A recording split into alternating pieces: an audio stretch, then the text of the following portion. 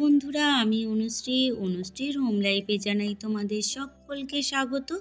তোমাদেরকে সাথে নিয়ে চলো আর একটা নতুন দিন শুরু করি। আর তোমাদের দিনটা যাতে খুব খুব ভালো কাটে তার জন্য ঈশ্বরের কাছে প্রার্থনা করি।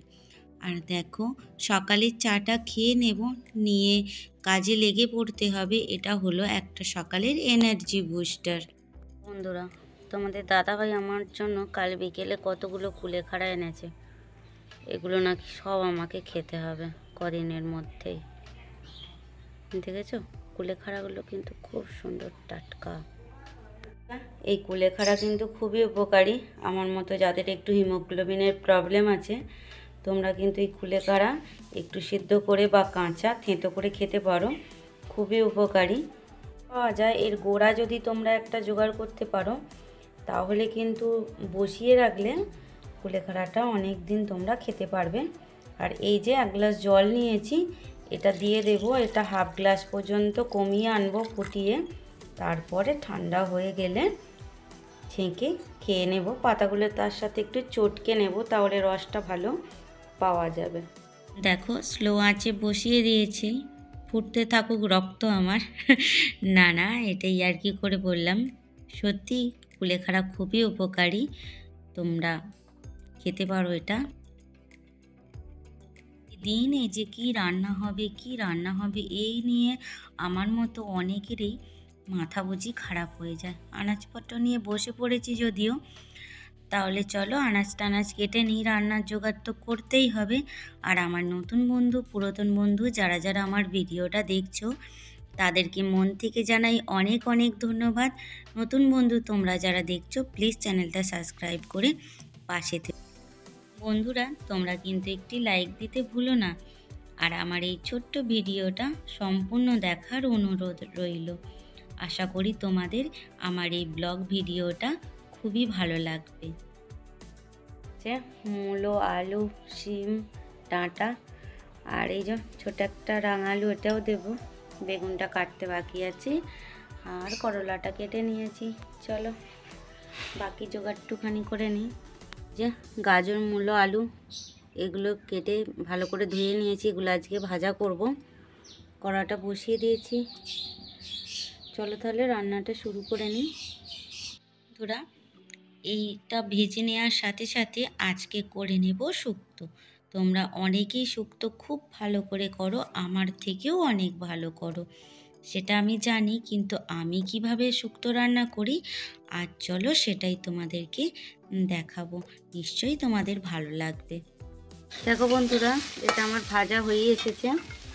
আর এই যে কয়েকটা মটর দানা আছে, এগুলো দিয়ে দেব। তাহলে এই ধরনের সবজি ভাজা খেতে খুবই ভালো লাগে। দেখো, শুক্তোটার জন্য প্রথমে কয়েকটা বড়ি ভেজে নিচ্ছি।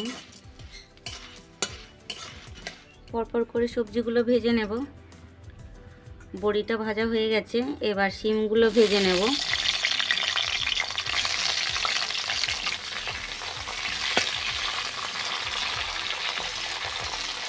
তো বন্ধুরা, শিমটা আমার ভালোই ভাজা হয়ে গেছে, তুলে নেব। নিয়ে বেগুনগুলো ভাজতে দিয়ে দেব।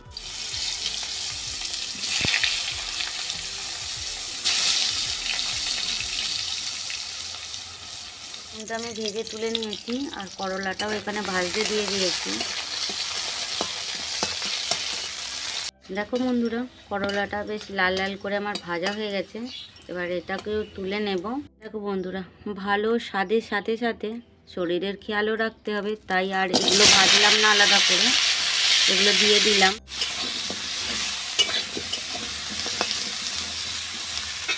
মান মতো লবণ, হলুদ গুঁড়ো দিয়ে দিচ্ছি পরিমাণ মতো,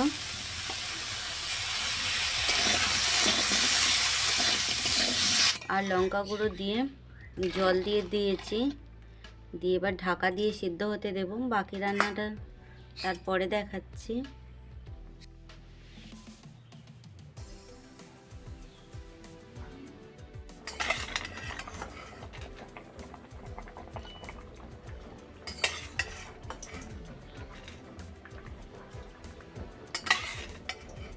সরষে, জিরে, মৌরি আর একটু চাল মগজ বেটে নেব শুক্তোটার জন্য, এতে পোস্ত দিলে ভালো হয়।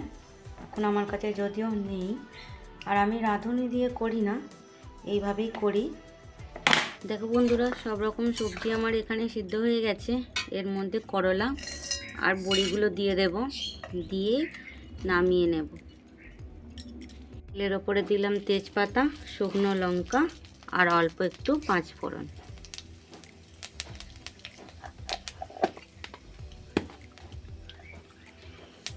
আর দিয়ে দেবো একটা ছোটো টমেটো। দেখো বন্ধুরা, টমেটোটা আমার সেদ্ধ হয়ে এসেছে। এবার এর মধ্যে দিয়ে দেবো বেটে রাখা মশলাটা। এই যে কৌটোটা ধুয়ে একটু জলও দিয়ে দিয়েছি, দিয়ে এটা ভালো করে কষিয়ে নেব। তো বন্ধুরা, মশলাটা আমার ভালোই কষানো হয়ে গেছে, তেলও ছেড়ে দিয়েছে, আর এর মধ্যে থেকে খুব সুন্দর একটা গন্ধ উঠেছে। এই সময় এই শুক্তোর আনাজগুলো এটির মধ্যে ঢেলে দেবো।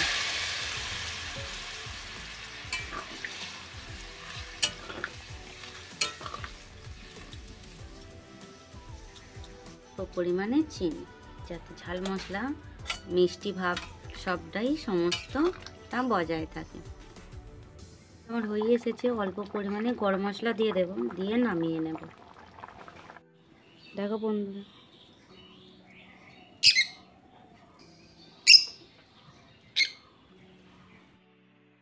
পরে আমি চলে এসেছিলাম, এটা হলো আমার বরজেঠুদের বাড়ি। আর দেখো গাছে কত গোলাপ ফুল ফুটেছে, বৌদি বসিয়েছে, আর লোভ সামলাতে পারলাম না তোমাদের দেখানোর জন্য। যেখানেই গাছ সেখানেই আমি। বুঝতেই পারছো, মানুষজন কম দেখা যায় আমার ভিডিওতে, গাছপালাগুলো বেশি দেখা যায়। আর ফুলগুলো এত সুন্দর হয়েছে, ওখান থেকে না ফটো তুলে চলে আসবো, এই রকম দুঃসাহস কাজ আমি কোনো দিনও করতে পারবো না। আর বাড়ি ফিরে এসে নিজের গোলাপ গাছগুলোতেও দুটো চারটে ফটো তুলে নিলাম। আর আজকে জল দেওয়ার কোনো দরকার নেই, কেননা আবহাওয়াটা এত বিচ্ছিরি যে একটু পরেই হয়তো বৃষ্টি নামবে। দু এক ফোঁটা পড়ছে যদিও, আজকে আর গাছগুলো সরাইনি, খুব একটা বৃষ্টি দেখাচ্ছে না, দেখা যাক কি হয়। আর এই দেখো, একটা ফুলে মৌমাছি মধু খাচ্ছিল, সেটাই তোমাদেরকে একটু ভিডিও করে দেখালাম। আর আজকে তো হাঁটতে যাওয়ার কোনো প্রশ্নই উঠছে না, এত প্রচণ্ড পরিমাণে ঠান্ডা, মাঠের দিকে গেলে পুরো জমে বরফ হয়ে যাব। মাঠের দিকে যাচ্ছি, খড়গুলো ভিজে যাচ্ছে কিনা সেটা একটু দেখতে, এক্ষুনি চলে আসবো, যদিও একটু একটু বৃষ্টি পড়ছে। তাহলে চলো বন্ধুরা, ভিডিওটা ওই পর্যন্ত রাখবো, দেখা হবে আবার নতুন একটা দিনে নতুন একটা ব্লগে। ভালো থেকো। আর এই সন্ধ্যাবেলায় একটু ক্ষীর বানিয়ে নিচ্ছিলাম, সেটাও তোমাদেরকে